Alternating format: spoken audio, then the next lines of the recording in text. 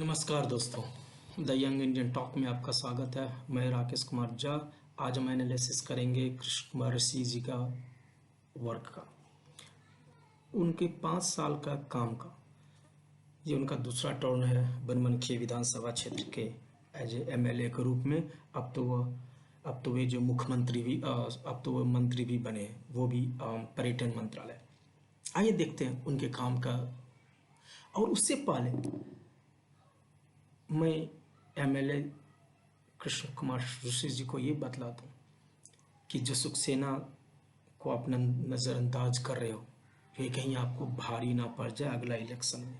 जी हाँ, ये कहीं आपको भारी ना पड़ जाए अगला इलेक्शन में, क्योंकि जो डेटा के साथ मैं आ रहा हूँ, जितना काम आपने किया है हमारे क्षेत्र के लिए, वो काफ़ी नहीं है।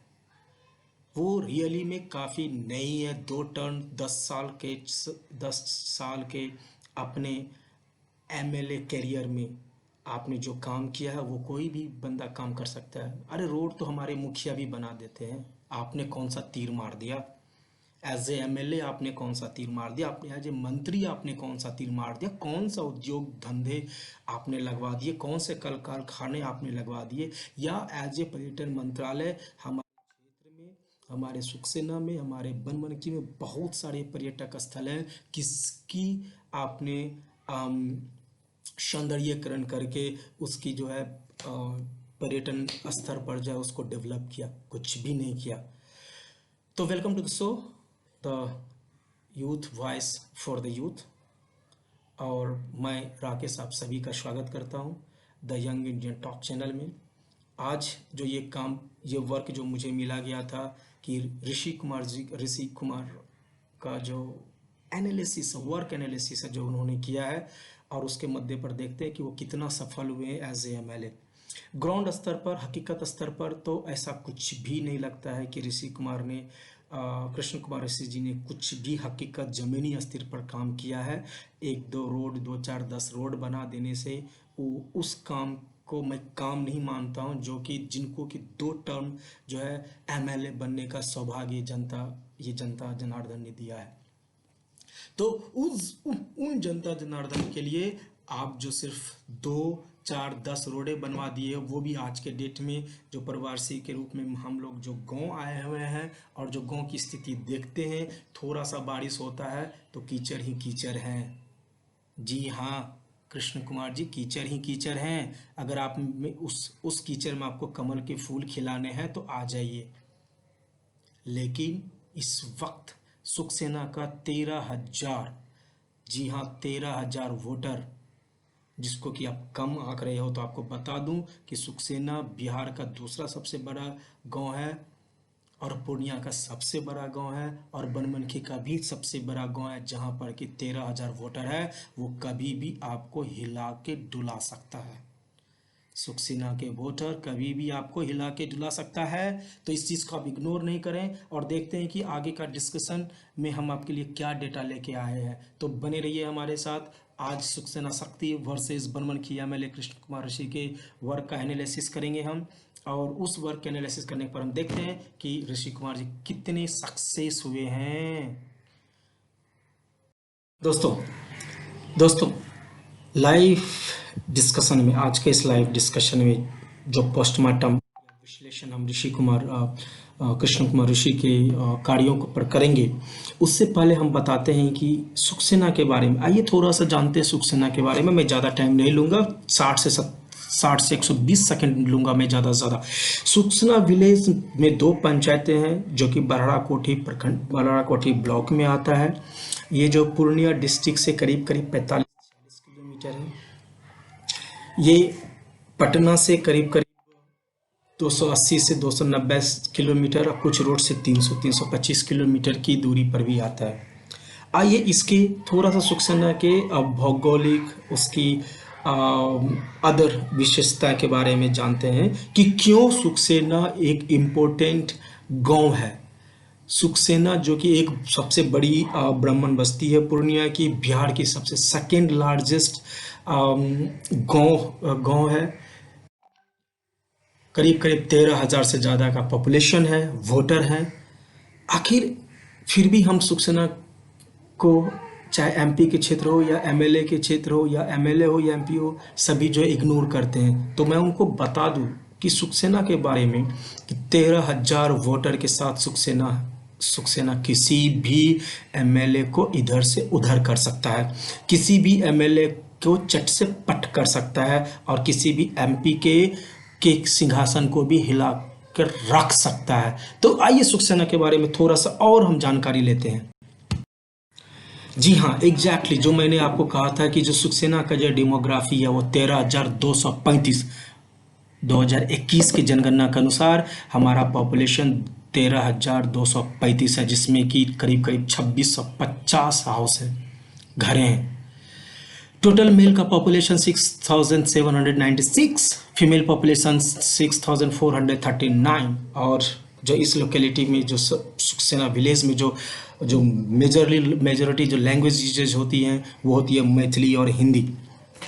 और अभी में तत्कालिक जो हमारे एमएलए हैं कृष्ण कुमार ऋषि जी और संतोष कुमार, आप दोनों के लिए ये एक सूचना है कि 13,000 वोटर के साथ सक्सेना गांव को उपेक्षा अगर करोगे तो अगला इलेक्शन में मुंह के मार खाओगे।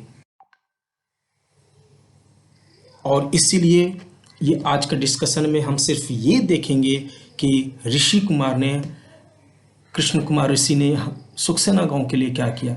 यदि धरातल पर हम देखें तो कुछ भी ऐसा काम नहीं है जो उन्होंने किया। हाँ, 2 4 6 10 20 रोड गली बनवा देने से एक एमएलए का काम नहीं हो जाता, एक मिनिस्टर का काम नहीं हो जाता। कृष्ण कुमार ऋषि साहब जी, आप मिनिस्टर हो, आप कुछ भी कर सकते हो अपने क्षेत्र के लिए, लेकिन ऐसा कोई भी काम नहीं है जिसकी की गिनती किया जा सके कि आपके कामों में यस। जैसे कि हम मोदी की बात करते हैं कि मोदी ने जीएसटी करवाया, नोटबंदी करवाया, जिंदगी भर लोग उसको याद रखेंगे। आपकी एक काम बताओ जो कि आपने किया हो बनमनखी क्षेत्र के लिए।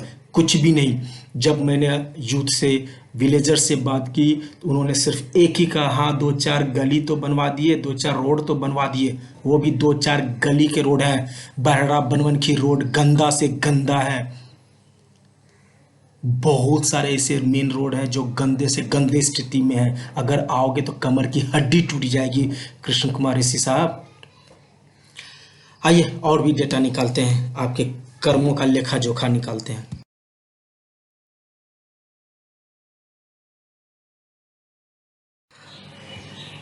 कृष्ण कुमार ऋषि जी, 13,000 प्लस वोटर के साथ ये सक्सेना के गांव वाले आपसे पूछते हैं कि आपने क्या किया है। पहला क्वेश्चन, क्या आज के डेट में आपने ऐसा कोई काम किया है कि जिससे कि अगर बीजेपी से निकल कर भी आप अगर वोट लेंगे तो आपको वोट मिलेंगे? जहाँ तक कि मेरा आंकड़ा है, पिछली बार आपने 55,000 के करीब करीब वोट लिया। अगर इंडिपेंडेंट खड़े होंगे तो 5,000 भी वोट नहीं होंगे। दिस इज योर वजूद, ये आपकी वजूद है। आपकी वजूद इस विधानसभा क्षेत्र में अभी भी 0 ही है। वो तो खैर मनाओ कि बीजेपी एनडीए का गठबंधन है कि वोट मिल जा रहा है, लोग आपको वोट दे रहे हैं क्योंकि उनके पास दूसरा कोई ऑप्शन नहीं है। क्योंकि अभी हमने कचरे से निकल के टूटे फूटे रोड पर आया है। हम नहीं चाहते हैं कि फिर से हम कचरे के दलदल में पड़ रहे हैं, लेकिन आपका वजूद अभी भी इस क्षेत्र के लोगों के लिए 0 है। और आपका काम का तुलना मैं सिर्फ इतना ही कर सकता हूं दोस्तों, अगर मेरी डेटा कुछ गलत हो तो आप मुझे बताएं। ऑन एन एवरेज हर एक गांव में आपने 5 साल में 3 से 5 रोडें बनाई हैं। अगर आपको विश्वास नहीं होता तो बताएं, मैं आरटीआई फाइल करके डेटा मंगवाता हूं। आपने ऑन एन एवरेज हर एक गांव में 3 से 5 रोडें बनाई हैं 5 साल में। अगर 1 साल के भी हिसाब से देखें तब भी 1 रोड ही भी नहीं आते। एक एमएलए का काम वो नहीं होता कि रोड बनवा दिए। तो ऋषि कुमार जी, अगले इलेक्शन में हम आपसे, अगले इलेक्शन से आपसे हिसाब मांगेंगे। देखते हैं कि आगे क्या होता है और हमारा एनालिसिस में आप कहां पर उतरते हो। कृष्ण कुमार जी, ये कुछ स्नैपशॉट है आपके लिए जो मैंने डिफरेंट गांव से कुछ लिए हैं। ये सभी यूथ की भाषा है। ये ये रियल चैट है। अगर कभी आपको कुछ संदेह हो तो आ जाना, मैं आपको डायरेक्ट ये चैट दिखाता हूँ। तो कृष्ण कुमार जी, सिर्फ यही आग्रह है कि क्षेत्र के लोगों ने बहुत उम्मीदें रखी थी आपसे, बट उस उम्मीदों पर लगता नहीं है कि आप खरे उतरे हैं।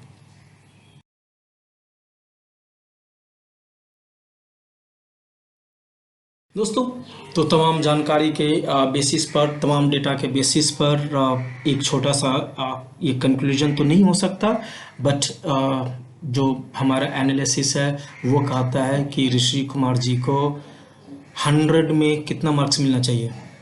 सोचो जरा, कितना मार्क्स मिलना चाहिए? नहीं नहीं नहीं नहीं, उतना नहीं। जरूर आप सही सोच रहे हैं, ऋषि कुमार जी को 25 मार्क्स से ज़्यादा नहीं मिलना चाहिए उनके काम के लिए। तो ऋषि कुमार जी को, कृष्ण कुमार ऋषि को अभी बहुत सारे काम करने हैं। जनता के दिल में अगर जगह बनाने हैं तो बहुत सारे काम करने होंगे। जनता एक जनार्दन के रूप में, अगर एक छोटा सा एग्जाम्पल मैं दूं तो ऋषि कुमार जी, ऐसा कुछ भी नहीं है कि आपने अपना नाम कमाया हो।